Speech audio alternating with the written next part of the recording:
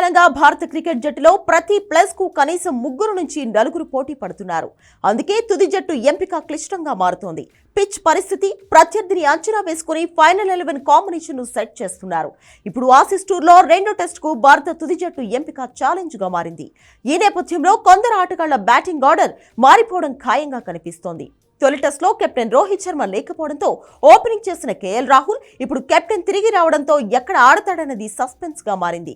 మూడో స్థానంలోకి శుభ్మన్ గిల్ కూడా వచ్చే అవకాశాలు ఉండడంతో మరోసారి రాహుల్ మిడిల్ ఆర్డర్ కు పరిమితం కానున్నట్లు తెలుస్తోంది.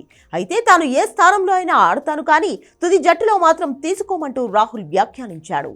వెళ్లి జట్టు కోసం ఆడాలని భావిస్తున్నట్లు చెప్పాడు. పరిస్థితులను బట్టి ఎలా పరుగులు చేయాలన్నది తాను చూసుకుంటానని క్లారిటీ ఇచ్చాడు.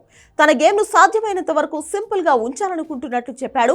గతంలో వేర్వేరు స్థానాల్లో బ్యాటింగ్ చేయాల్సి వచ్చినప్పుడు ఒత్తిడి ఉండేదని, ఇప్పుడు లేదని రాహుల్ చెప్పాడు. మొదటి 25-30 బంతులు జాగ్రత్తగా ఆడడం ఎంత ముఖ్యమో తనకు తెలుసన్నాడు. రెండో టెస్ట్లో తాను ఏ స్థానంలో ఆడబోతున్నానో టీం తనకు క్లారిటీ ఇచ్చిందని, అయితే దాన్ని బయటకు చెప్పలేనని రాహుల్ వ్యాఖ్యానించాడు. తొలి టెస్ట్లో ఓపెనింగ్ చేయబోతున్నట్లు తనకు చాలా రోజుల ముందే చెప్పారని, దానికి సంసిద్ధం కావడానికి తనకు తగినంత సమయం దొరికిందని రాహుల్ వెల్లడించాడు. పెర్త్ టెస్ట్లో బౌన్సీ పిచ్ పై రాహుల్ రెండో ఇన్నింగ్స్ లో కీలకమైన 77 రన్స్ చేశాడు.